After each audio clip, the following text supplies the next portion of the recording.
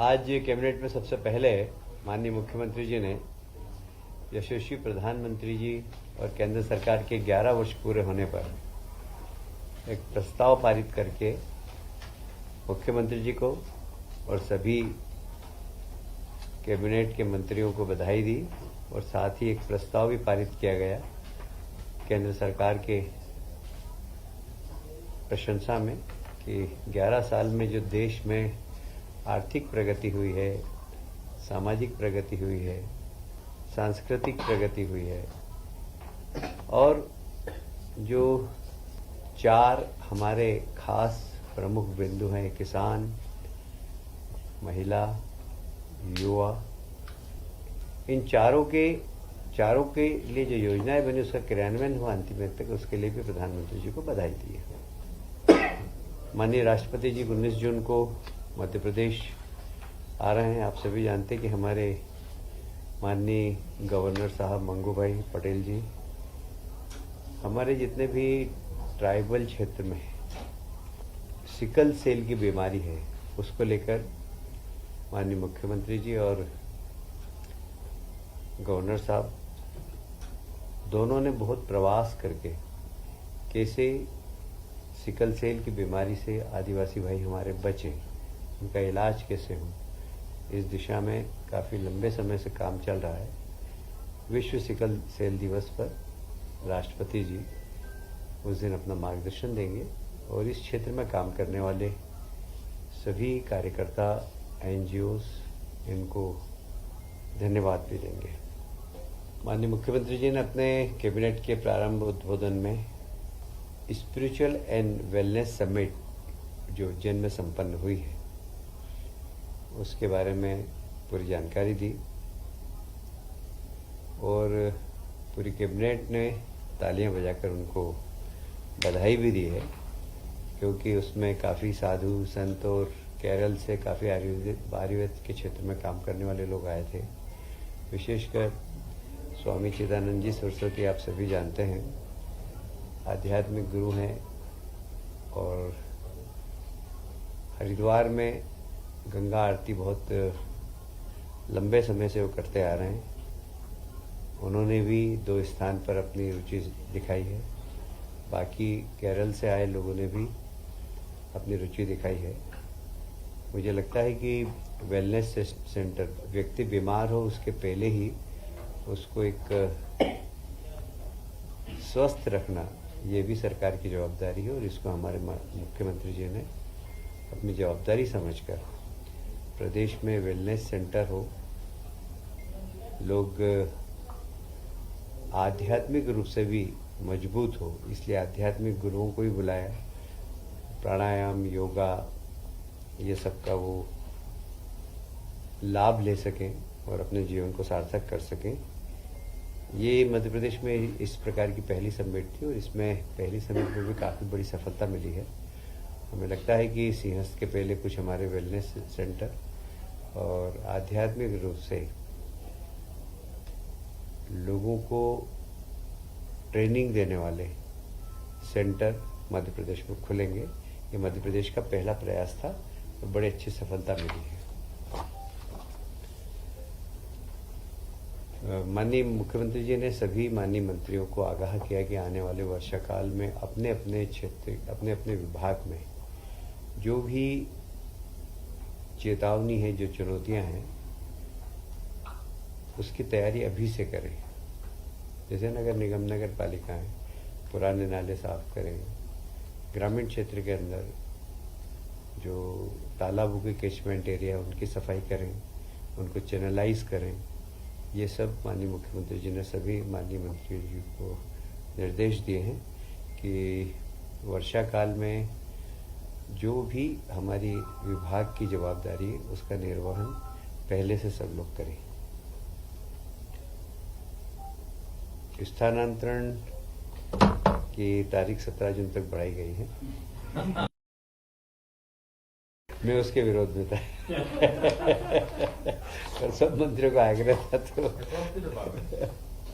सभी department. Actual में क्या हुआ कि शिक्षा विभाग में जो उनका क्या बोलते हैं पोर्टल, वो तैयार नहीं हो पाया था। तो शिक्षा विभाग के कारण बाकी विभागों को बिल्ली बट्टी मिल गई उसमें।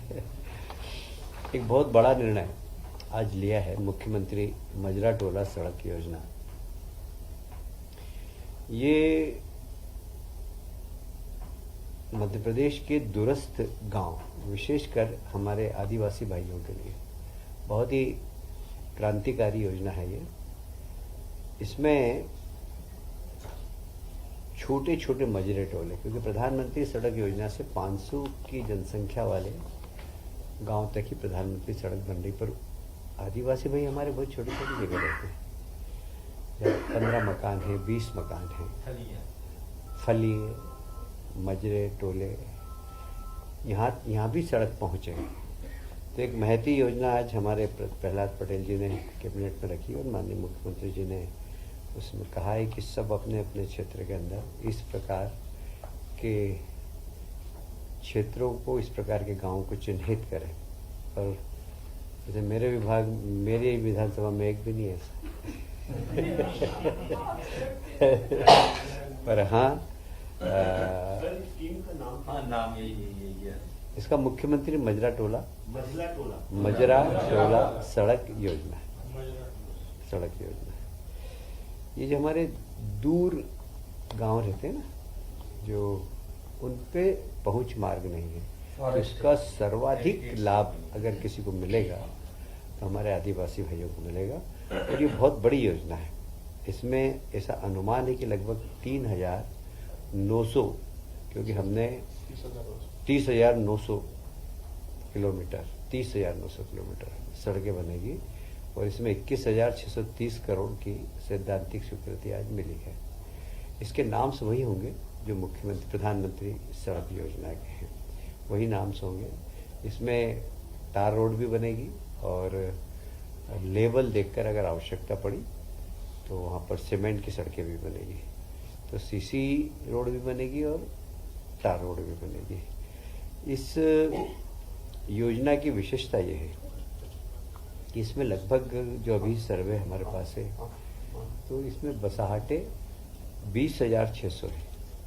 और बसाहटों से मतलब ये है कि ऐसी बसाहट जो 600 वर्ग मीटर से क्षेत्रफल, जिसमें 20 आवास, अगर 20 आवास का भी गांव होगा और 100 प्लस जनसंख्या, वास्तविक स्थिति इसकी ये है। और 50 मीटर दूरी से यदि 12मासी सड़क नहीं हो तो वो गांव एलिजिबल होगा। ये बहुत ही महत्वपूर्ण और महती योजना है। इसमें निश्चित रूप से 80% मुझे लगता है कि सिर्फ और सिर्फ ट्राइबल भाइयों को ही इसका लाभ मिलेगा। यह बसाहट स्टेट गवर्नमेंट की बसाहट की जनसंख्या के घटते क्रम पर विधानसभा और क्षेत्रवार में इसमें काम होगा। इसमें एक सलाहकार समिति होगी, कलेक्टर साहब और माननीय सांसद, क्षेत्रीय जनप्रतिनिधि, ये सब बैठ कर तय करेंगे और एक परामर्श दाती समिति रहेगी हर जिले के अंदर, जो कि गाँव की जनसंख्या के अनुरूप अपना सुझाव देगी और उसी क्रम में गांव में सड़कें बनने का काम होगा।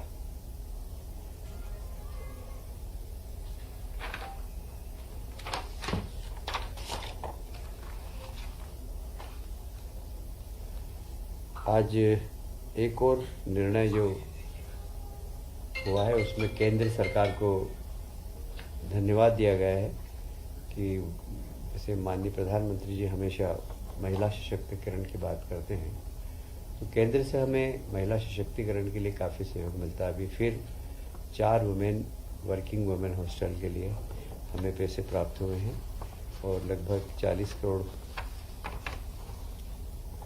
59 लाख रुपए। इसमें लगभग 350 सीट्स की वुमेन हॉस्टल्स बनेगी। इसका संचालन पीपीपी मोड पर होगा, क्योंकि इसका संचालन सरकार स्वयं नहीं करेगी, वहाँ के इंडस्ट्री एसोसिएशन को दे सकती है या किसी को भी जो इसको चलाना चाहेगा उसको देंगे हम लोग। और यह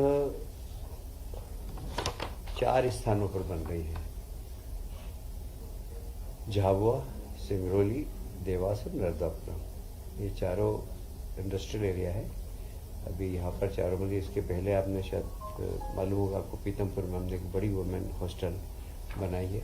हम जितने भी इंडस्ट्रियल एरिया है वहाँ सब वर्किंग वुमेन हॉस्टल बनाने के लिए संकल्पबद्ध हैं। एक और आज बहुत अच्छा निर्णय हुआ है। तुअर की दाल हमारे यहाँ बहुत कम होती थी, ज़्यादातर हम महाराष्ट्र से मंगवाते थे, तो उस पर मंडी टैक्स लगता था और इसलिए हमारे यहाँ की दाल मिल महाराष्ट्र जा रहे थे, क्योंकि महाराष्ट्र में मंडी टैक्स लगता था उनको, फिर मध्य प्रदेश में मंडी टैक्स लगता था, इसलिए हमारे यहाँ की जो तुअर दाल की मिल महाराष्ट्र जा रहे थे।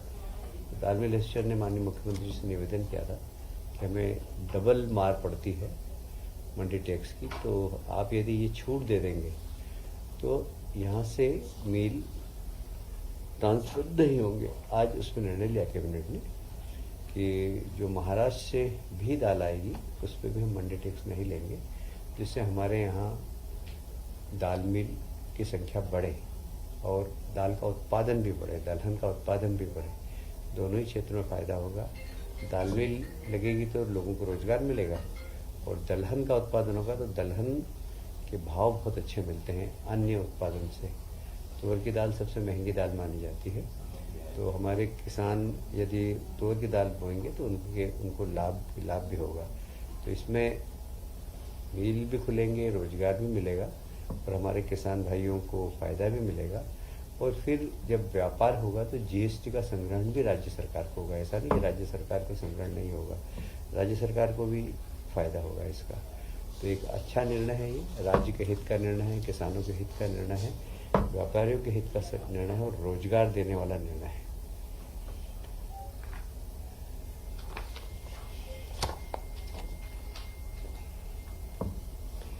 आज कैबिनेट ने एक और निर्णय लिया है, जिला विकास सलाहकार समिति, क्योंकि डेवलपमेंट ही मुख्य आधार होता है और माननीय प्रधानमंत्री जी का सपना है कि जब 100 साल देश के पूरे हों तो विकसित भारत, विकसित प्रदेश और विकसित जिले बने। तो विकसित जिले बनाने के लिए जिला विकास सलाहकार समिति के आज कैबिनेट ने निर्णय लिया उसके गठन का हर जिले के अंदर, और उसके अध्यक्ष माननीय मुख्यमंत्री जी स्वयं रहेंगे, उपाध्यक्ष प्रभारी मंत्री रहेंगे। और इसलिए जब मुख्यमंत्री जी जब किसी समिति के अध्यक्ष बन जाते हैं तो अपने आप ही वो समिति बड़ी महत्वपूर्ण हो जाती है। इसका जो उद्देश्य है वो यही है कि जिले के विकास का रोड मैप तैयार करना। बताता हूँ, इसका रोड मैप तैयार करना, और इसमें सभी जनप्रतिनिधि सदस्य होंगे, प्लस हर क्षेत्र के एक्सपर्ट भी रहेंगे इसमें, जैसे विधि क्षेत्र के होंगे, इंडस्ट्रीज के होंगे। और प्रभारी मंत्री चाहेंगे यदि जैसे हमें सोलर सिटी के बारे में बात करनी है तो हम सोलर के विशेषज्ञ जो होंगे उनको भी इस कमेटी में उस दिन की बैठक में बुला सकेंगे। यदि हमें जिले में उद्योग के विकास की बात करनी हो तो उद्योग से एक्सपर्ट लोगों को भी हम बुला सकेंगे। तो जनप्रतिनिधि रहेंगे, 20 प्राइवेट सदस्य रहेंगे और आवश्यकता पड़ेगी तो हम एक्सपर्ट्स को भी इसमें बुला सकेंगे। यह सलाहकार समिति होगी, यह सिर्फ अपनी सलाह राज्य सरकार को देगी और राज्य सरकार इनके सलाह को, जो कि जिले के विकास के लिए ज़रूरी होगा, आवश्यकता होगी तो फंड भी प्रदान करेगी जिले के विकास के लिए। जो सलाह मानने लायक होगी राज्य सरकार उसका अनुपालन करेगी।